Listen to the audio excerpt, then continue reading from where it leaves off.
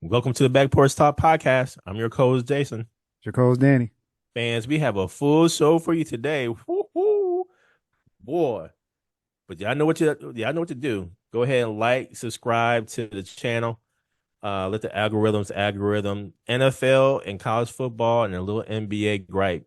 But Danny, first right into the NFL where we got a lot to talk about. Saturday, we saw two games and really one game. Let's just be real, man. This Seahawks 49ers game was a blowout, 41-6. 49ers get bounced in the playoffs. I'm not going to spend too much time on this game since it was such a blowout. The Seahawks goes ahead and advance to the NFC Championship game. The Bills versus Broncos also happened on Saturday, where the Broncos prevailed 33-30 in overtime. This was a interesting game, Danny. I thought the Bills were going to win this one. Mm-hmm. And the reason for that is because, to me, if the Bills did not at least get to game when you don't have a Mahomes, you don't have a Jackson for the Ravens, you don't have them in the playoffs, period. This was a red carpet opportunity to the AFC Championship game. Yep. And the Bills get bounced in OT. You had a pass catch that wasn't a catch, but turned into an interception situation. And as a result of the Bills losing, they fired their coach. I don't know about that one, man. This is just a personal opinion. I think the Bills have more issues than just coaching.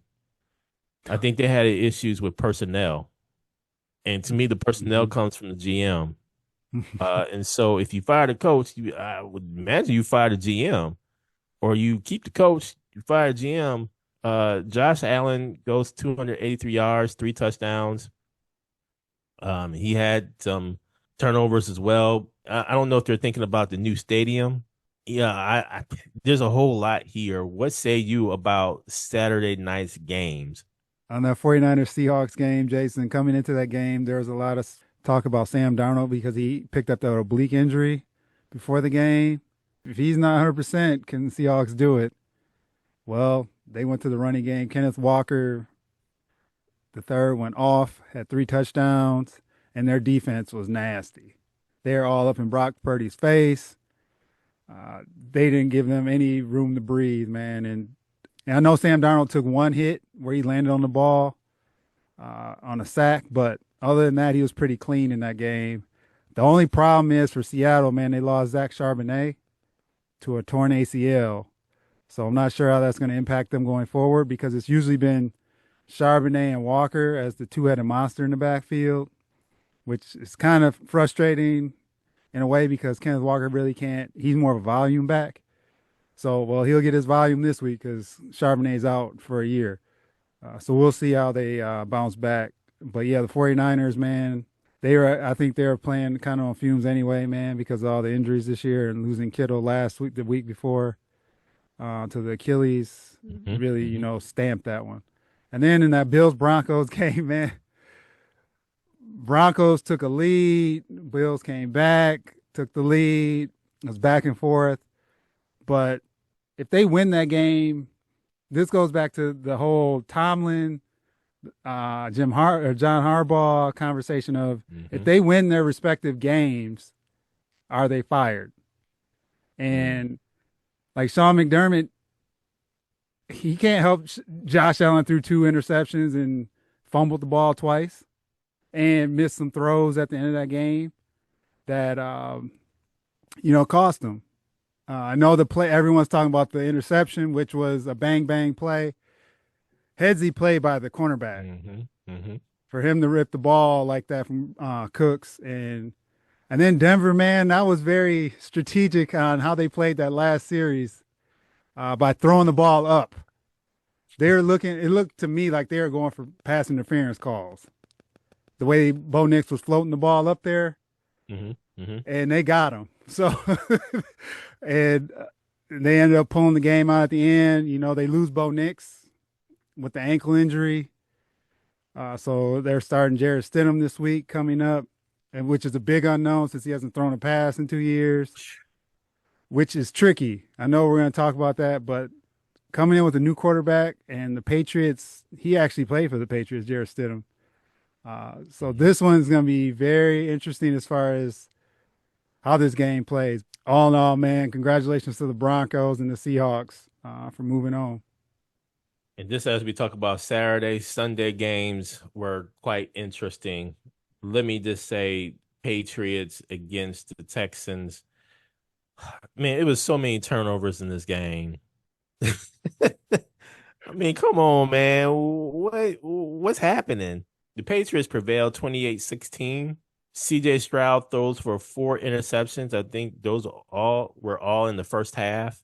Hmm. 1 touchdown, 4 interceptions. You had Drake May who threw 3 touchdowns and 1 interception. Along with that, you had some fumbles. I mean, you had fumbles, you had drop passes, passes that were behind receivers, too far ahead of. I mean, this was just an atrocious game to watch. And the Patriots prevailed, man. And this is going to be interesting. As you mentioned, New England Patriots will go into Denver for the AFC Championship game. Denver will have a, like you said, backup quarterback starting. Hmm.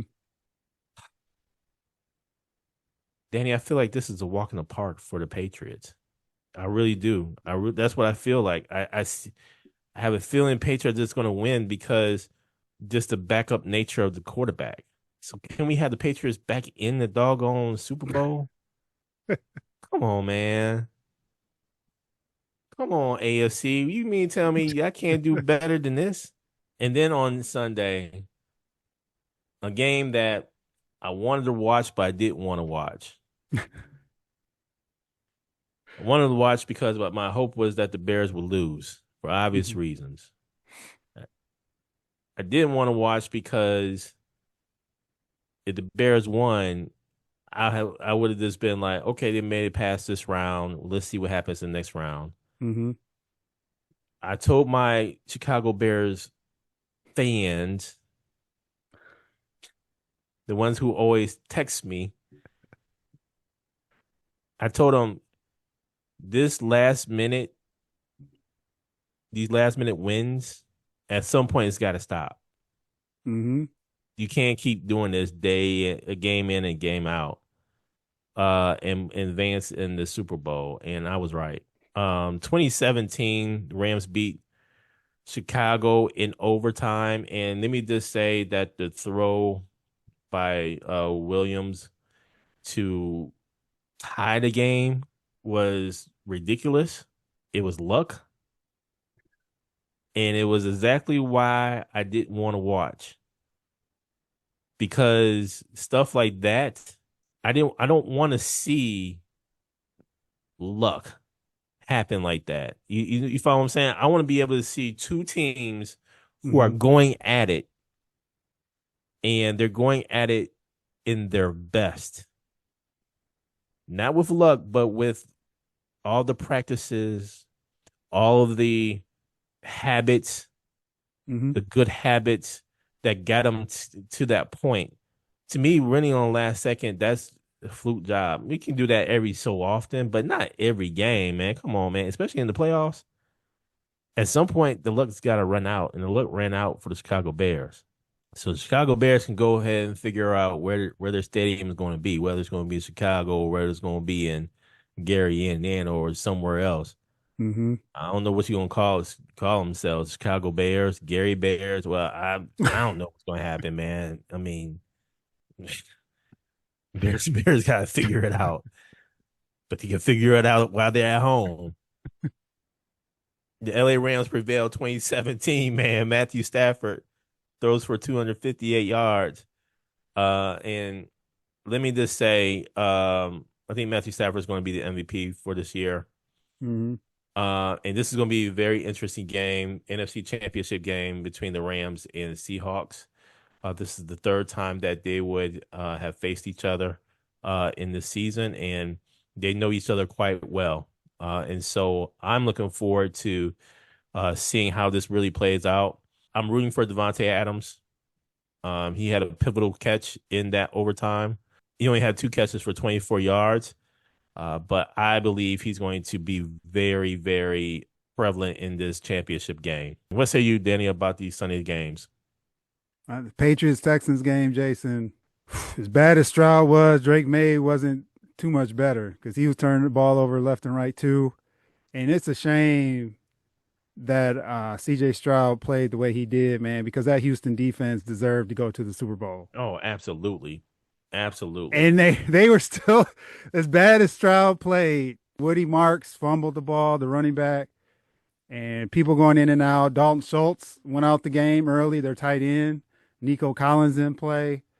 So they were void of weapons, but as bad as it was, man, it was 21-16 in that fourth quarter before Butte caught that crazy one-handed catch to put them up 28-16. But that defense, man, I was like to a point where they needed to put in Davis Mills because CJ Stroud just looked like he wasn't there and his confidence was shot. So I'm like, at least try to give him a shot in the arm, man, because if you're a defense and you're doing all that and you're trying your best and they have bad field position and everything else, and for them to keep the game as close as they did, it's a travesty, man. So the Texans have some decisions to make on CJ Stroud. Yeah, they do. Versus, when he came in, he had that hot rookie season. He's regressing. He had a nice stretch here when he got back from injury at the end of the season. But these two playoff games, I hope they're anomalies for him.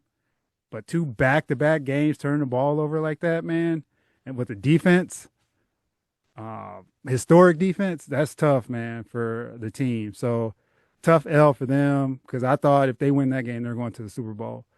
So they're out, and New England gets another shot at it, like you mentioned, going to Denver.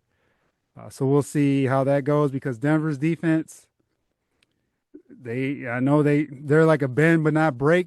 They're pretty good.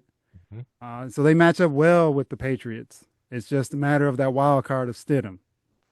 And we'll see because if Drake May's turning the ball over like he did this past week, it's not a guarantee the Patriots are going to the Super Bowl. So that's the other thing we got to remember. Drake May is only his second year, man. So this is all new for him. A lot of big moments where he's learning. But if that offensive line isn't holding up, Denver can get to the quarterback because they led the league in sacks. So we'll see how that goes. And then Rams, Bears, man, cold, snow. I got to give a lot of credit to both teams, man, because that game, being in the Midwest, it was cold. And that wind chill was no joke. And they're playing in Chicago with the wind, too. I'm just curious on how the Rams come out this week, actually going through those elements like that. Because that takes a lot out of you. And then going to overtime, where Seattle didn't really have to do too much. The problem is, like I said, Charbonnet tore his ACL.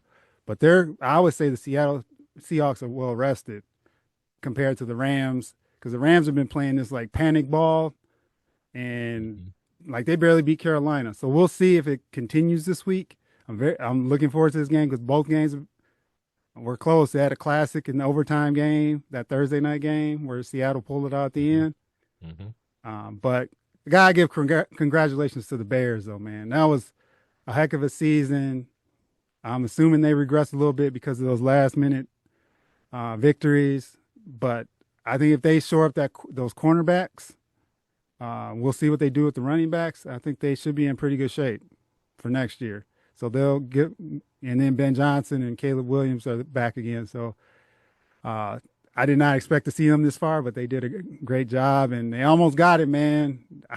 I didn't understand why they went so far. I thought they should have checked it down a little bit more in that overtime, but they went for it. They didn't win, and the Rams came out on top. I would say throughout the course of this weekend in the playoffs, man, you've had some pivotal calls, play calling. Some where they went for it on fourth down. Some teams decided not to go for it on fourth down. I think sometimes it's really a gut feel. Some teams go with the analytics. So it's just interesting and honestly, just as talking about that in the NFL, it happens in the college football as well, and where there were a lot of decisions being made in the same fashion in last night's championship game between the Indiana Hoosiers and Miami Hurricanes in Hmm. Miami. And I would say that predominantly the crowd was, it seemed like it was 60-40 Indiana Hoosier crowd. And the Hoosiers goes ahead and do it, man. They go and win a championship for the first time in school's history for football. Perfect season at 16-0. You had a Heisman Trophy winner, Fernando Mendoza, to man on a 4th and 5, not only get the first down, but decides to go ahead and score off of a stretch. I mean, come on, man. This was a game that went back and forth more so in the second half because the Hmm. first half, 10-0 at halftime. Miami had a chance to reduce it to a one-score game, but a missed field goal happened, and so 10-0 was the score going into halftime. And I would say the second half, the Miami defense decided to step up, show out, man, and they did just that. And it seemed like they were always chasing after those 3 points, Yep. and then their block punt that turned into a touchdown that added to it. And so it seemed like the Miami Hurricanes were always chasing, and they had the opportunity to win the game in the last series. And Carson Beck, even although he had 232 yards, most of that in the second half, the touchdown he had in the second half, but he also had the pivotal pick at the Hmm. end of the game. If Carson Beck and the receiver was on the same page, because where that ball was thrown, it was thrown flatter. Had he thrown it more so over on top, the receiver was wide open. He had him beat. He had him beat, man. Yes, he All he did. had to do was throw it Yep. up the field. He had him beat, and that would have been a touchdown easily. Hmm. So with all of this, with the Miami Hurricanes always chasing the score here, they still were in position to win the game. Yep. And to me, if that doesn't say a whole lot about the Miami Hurricanes being back, I don't know what does. But let me tell you, the Indiana Hoosiers, they got some ballers on that side too now. I think the draft stock has increased for a lot of these Indiana Hoosiers. The draft stock showed enough increase for the two defensive ends for the Miami Hurricanes. Yes, it should. Oh my God. The They were second watching the half. game. If they, Oh my gosh. The second half, I was like, come on with the defense. These DNs were straight balling. yep. Congratulations, Indiana Hoosiers. Hmm. This was a long time coming to transform your program from 2 years ago to being the absolute worst program Hmm. to being the absolute best right now. Danny, here's the question: are we going to see more of this? Because let's keep it real. The Indiana Hoosiers, with funding, Hmm. NIL or otherwise, Yep. turned around the program with the NIL, with the transport portal right now. Will we see more stories like this? I think so, Jason. I think it gives everyone an opportunity, I guess. If you have the funds. I think one other thing with Indiana is they're an older team too. So Yes. maturity factors into this because you got Mm-hmm. 23 and 24 year olds out there playing as 18, 19. It's like man amongst Exactly. boys, literally. Exactly. But here's the thing, though, Danny. Just as you said that, the Miami Hurricanes still could have won this game. I know. I know. That's the crazy thing about this, man. And that goes to the fact of Miami, right? Bringing in Carson Beck, they paid him a substantial amount of money to bring him in from Georgia. Mm-hmm. Mm-hmm. And so, and look where it put him. And that defense, and then, Tony, he's young. So he has some Mm-hmm. years. 'Cause I think he was a reclassified senior in high school, so he was, I think, 17 or 18 max. Hey, man. But I think NIL is going to definitely play a part in this. But I'm curious on what regulations are the NCAA going to put in place. Will Hmm. they keep it like this, the transfer portal and all this stuff going on, or are they going to like Wild Wild West? Or are they going to start putting some parameters around some of this, where that may limit some teams? But if you got the money and you have the coaching, that's the other thing. You can have the money, but if you don't have the coaching like Signetti, what he did, Hmm. and Hmm. the belief in, with that team and everything, because that team, I think they're predicted to have what, 8.5 wins this year, Hmm. Hmm. and pull out those close games. It's going to be huge.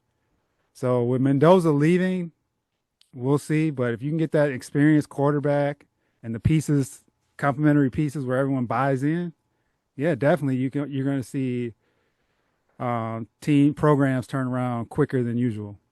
Let me ask you this, Danny. Do you think Mendoza is leaving?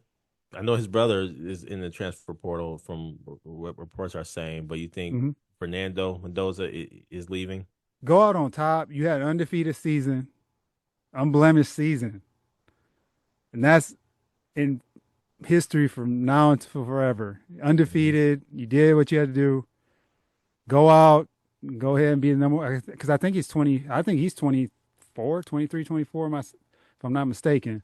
Hmm. So go out, be the number one pick, and go to the NFL and move it along.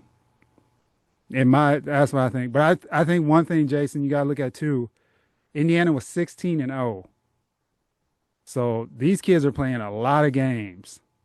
Yeah. And how are they going to manage this also going forward? Because, the NFL plays a lot of games, but I guess so. if they're Yeah. coming in, they're playing like 16 games, 15 games, 16 games, that's a lot on the body. Hmm.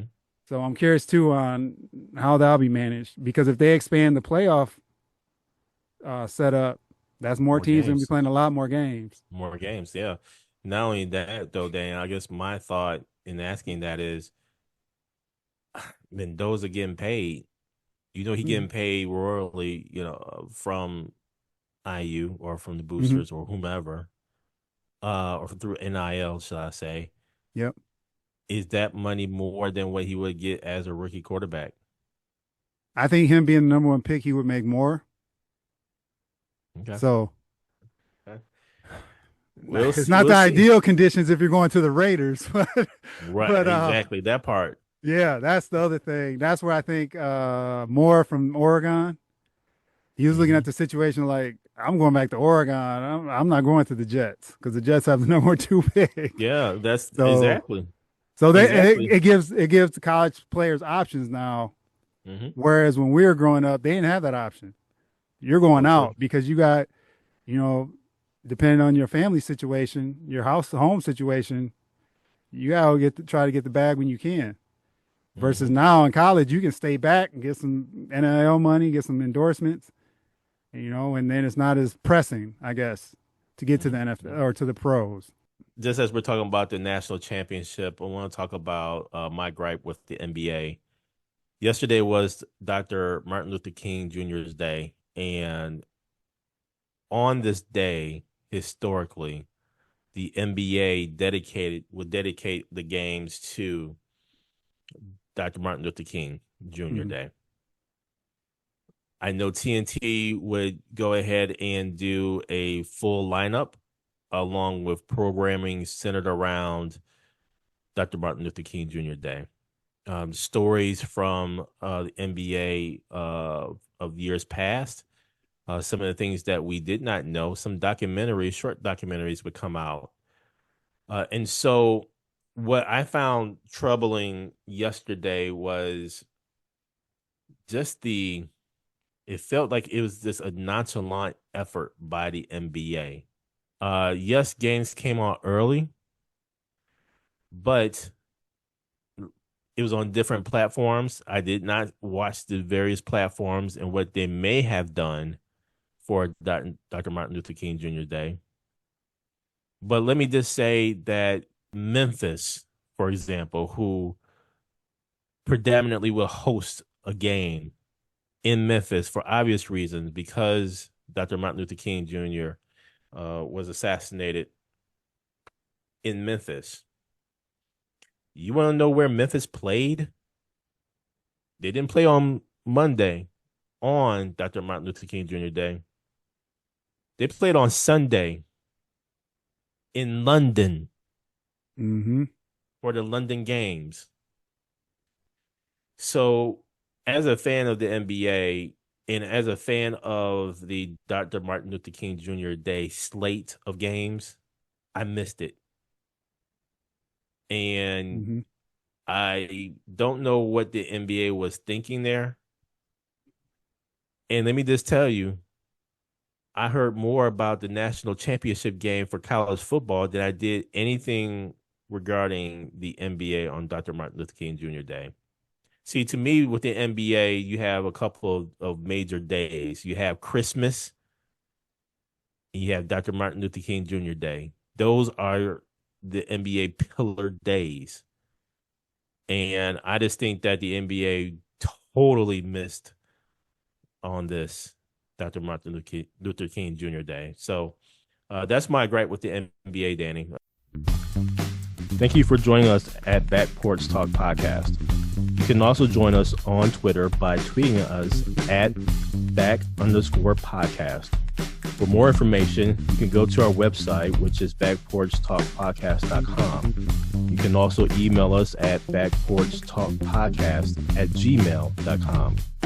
Again, thank you for joining us, and remember that there's enough hate in the world, so go ahead and spread a little love.